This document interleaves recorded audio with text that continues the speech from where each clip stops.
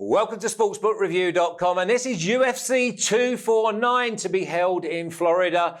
We've got an absolutely stacked card, considering we had the disappointment from the postponement of April 18th. We're going to go through the matchups of the main event. We're going to make sure we know who's fighting if you don't know anything about MMA. And then we're going to find out who's going to win this big main event.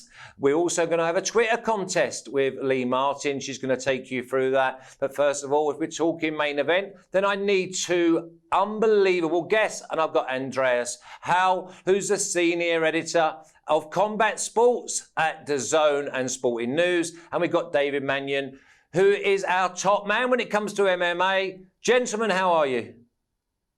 Doing well. Good, good. Apart from the obvious flash, great, mate. Yeah, are you filming outside, David?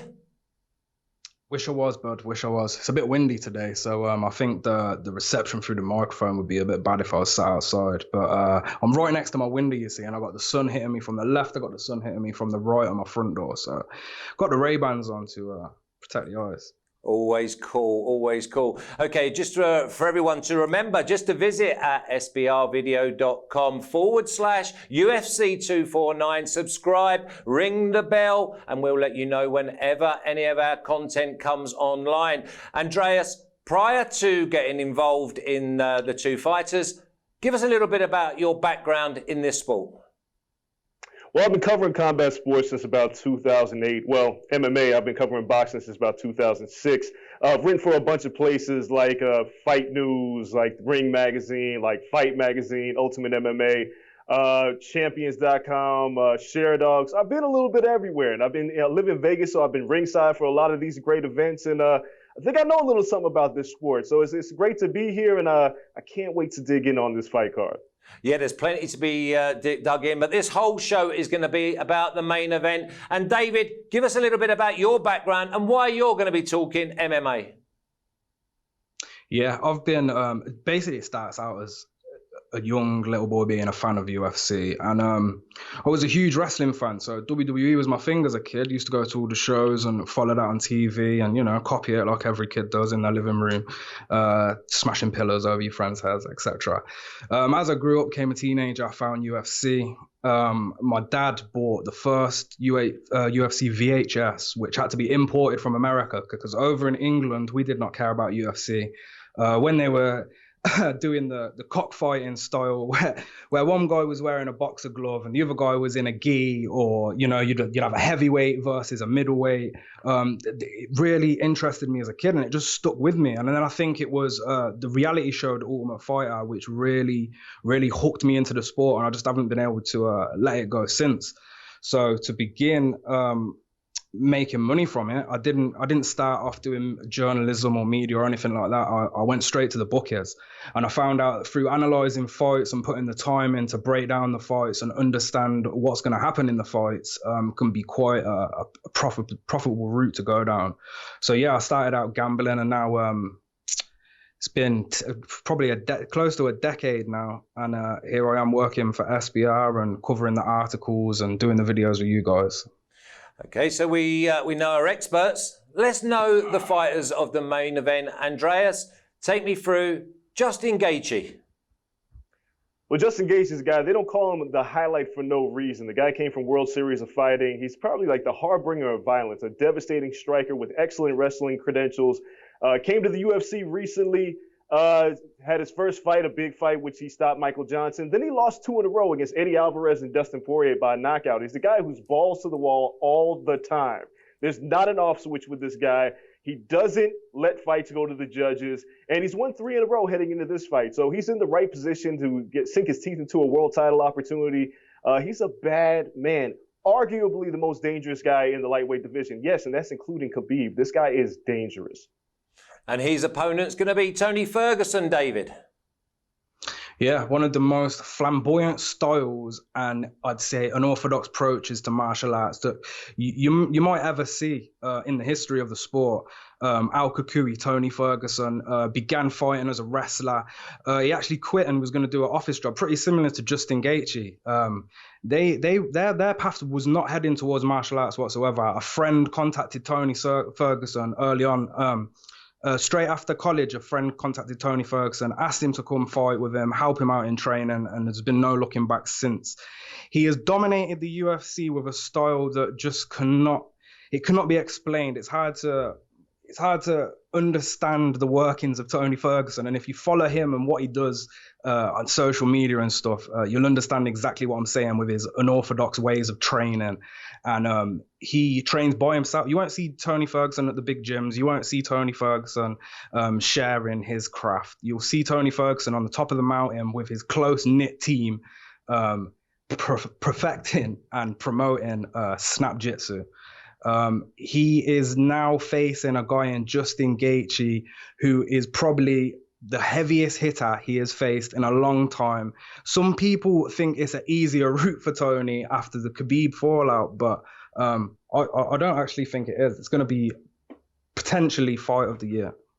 Okay, well, let's have a little look at the matchups. Andreas, we've got Tony Ferguson, 36-year-old, 25-3, taking on a man in Justin Gaethje who's 4 years younger and has a record of 21-2. How can we look into them, and do we look into their records and think these are so tightly matched? Absolutely. They're two tightly matched guys. Here's the interesting thing about Tony Ferguson. 12-fight winning streak in the lightweight division is incredibly impressive. It is a record. But if you look a little bit deeper into what Tony Ferguson has accomplished and you look at the guys that he's beat, a lot of them weren't at the peak of their powers. You look at Anthony Pettis, you look at Donald Cerrone, you look at Rafael Dos Anjos. You look at these guys, you start to wonder, like, this 12-fight winning streak is great, but is there a little bit of smoke and mirrors here? His best win maybe against Kevin Lee, who was a guy who was surging at the time, but was still a little bit young, had some weight issues, and came to that fight with staph infection. On the other hand, Justin Gaethje is a guy who learned the hard way that you can't go balls to the wall all the time. Getting knocked out by Eddie Alvarez and Dustin Poirier were exciting fights, but then we realized the more measured Justin Gaethje is probably the most frightening man in the division. So he's now taking his time, setting up his shots a little bit better, deploying those vicious leg kicks that made a name for himself in World Series of Fighting. He's tough. So you look at these two guys on paper, it's very evenly matched. The thing about Ferguson is this quarantine thing is not a bother for him. He's used to training by himself. He's used to not having anybody around him. So there's no issue here. He's a cardio machine who's built for 5-round fights, but he's also touchable. He's been rocked against guys like Lando Venata, who put him on the ropes and against the cage throughout the entire fight, and Ferguson had to dig deep to win that fight. He got touched by Anthony Pettis. You don't want to get touched against Justin Gaethje. Justin Gaethje will turn your lights out to put you to sleep. So this is one hell of a fight between two guys. I'm a little curious about Justin Gaethje's cardio heading into this fight because he's coming off kind of a short training camp. But I like this fight a lot, and I think this should be an even money fight, but it's not. We're looking at the guy with the 12-fight winning streak as a favorite.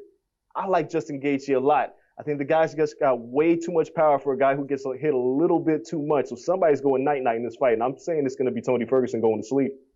Andreas putting the flag up for Gaethje very early on. David, give me your matchup. Ferguson and Gaethje being 4 years younger, so a man who doesn't know a lot about the UFC would think that the younger man has the edge.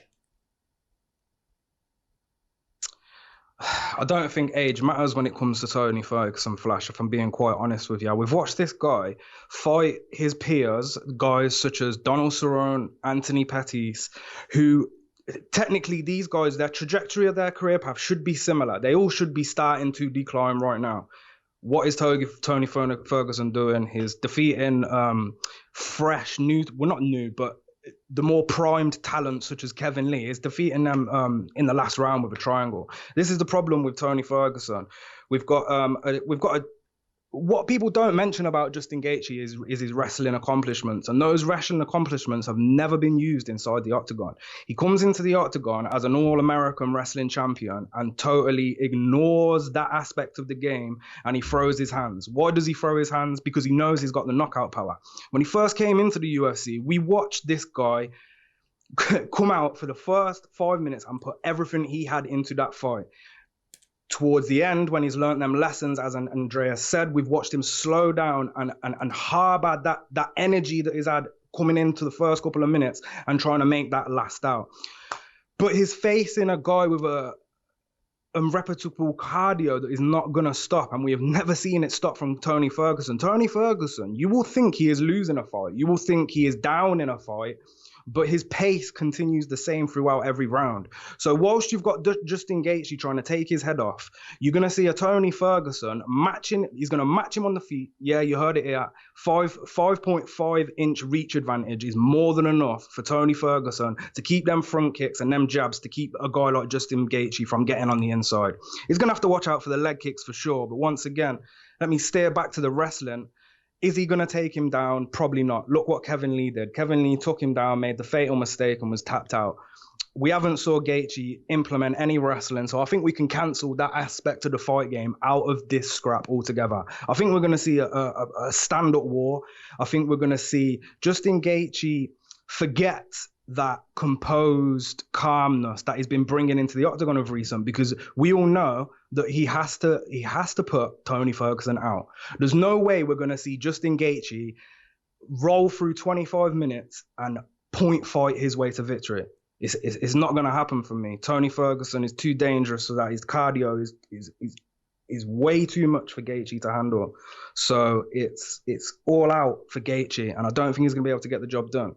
I think we're going to see him gas, we're going to see him tire, and we're going to see a late stoppage from Tony Ferguson. I predict round 3 or 4 stoppage from Tony Ferguson. So we're looking at one side going for Ferguson, one side going for Gaethje. So before I get the... I basically want to get them to make sure that we're under no illusions who they're going to go for. But before that, we have a Twitter contest, and you can join in. It's over at SBR Sports Picks. Everybody's involved, and you can just take it away, Lee. Hello everyone, Lee Martin here to present you SBR's UFC 249 Beat the Expert contest. On May 9th, Justin Gaethje and Tony Ferguson are finally going head to head. So you know what that means? Yes, betting on the UFC. How the contest works. UFC expert Andreas Hale is going to give his entire card picks for the event by video via our Twitter page, and you, the bettor, have to beat him with your own picks by commenting on the video post and retweeting. In order to have a valid spot in the contest with your picks, you must be following our Twitter page at SBR Sports Picks. So that's one event, one winner, and an easy $100. If you head on over to sbrvideo.com/UFC249, you can find all the information for the contest plus T's and C's. Also, there you can check out our top betting picks, the entire card breakdown from our UFC betting experts, promotions, bonuses, and so much more. Also, don't forget to subscribe to SBR's YouTube channel at SBR Sports to receive all updates regarding upcoming content and sporting events. And also give us a like. Again, this is a chance to win $100 and also a chance to go up against UFC experts with your picks and to test your UFC knowledge. Let's get ready to rumble and have some fun. Hope to see you guys then. Thanks, Lee. Looking forward to that, and make sure that everybody gets involved. Now, Andreas, you've lent and you've sort of pushed us towards Justin Gaethje. How does he win this fight? There's only one way. He has to knock him out. Look, Gaethje hasn't had a judge's scorecard in 5 years. The man doesn't believe in the judges. So there's just no way in hell this fight's going the distance if it's up to Justin Gaethje. Tony Ferguson could make this thing go the distance, but it's Justin Gaethje by knockout or bust. He's not going to submit him. He's not going to take him down. He's going to use those heavy hands, and that's the way he's got to finish this fight. There's just no other way. David, who wins this fight? I know that Gaethje's going, or Andreas is going for Gaethje. Are you going for Ferguson? Of course. I think everybody knows I'll be going for Ferguson from what I've just said. Look, for me, this boils down to Tony's cardio is one of the best on the entire UFC roster. He's got the ability to dictate this fight at the same pace throughout multiple rounds, which is one of the scariest advantages that you're ever going to see come from a fighter. Is eventually going to take control of this fight, is going to stand, strike. Obviously, Gaethje holds that power advantage, and wrestling, I don't think we're going to see any of it. I'm not even going to bother trying to break down the wrestling. They both come from wrestling backgrounds. I think Gaethje would have the advantage slightly, but as soon as it's on the floor, he's in a world of snap jitsu that he's not going to get out of. Now, although I think Tony's best chance of losing will be standing and striking with Gaethje, I also think that the game plan will be eventually the fight is going to turn its tide, and after avoiding that onslaught from Gaethje, which he will bring, Tony's cardio is going to overwhelm his opponent, and I expect a late TKO or maybe even a scrappy submission to end this fight. So what would your recommended pick be for someone who doesn't know about UFC and needs some guidance? Where is your money going? Price-wise, I would pick Tony Ferguson to win inside the distance, because you can get that at -130, which is a 40-point difference than taking Tony straight up.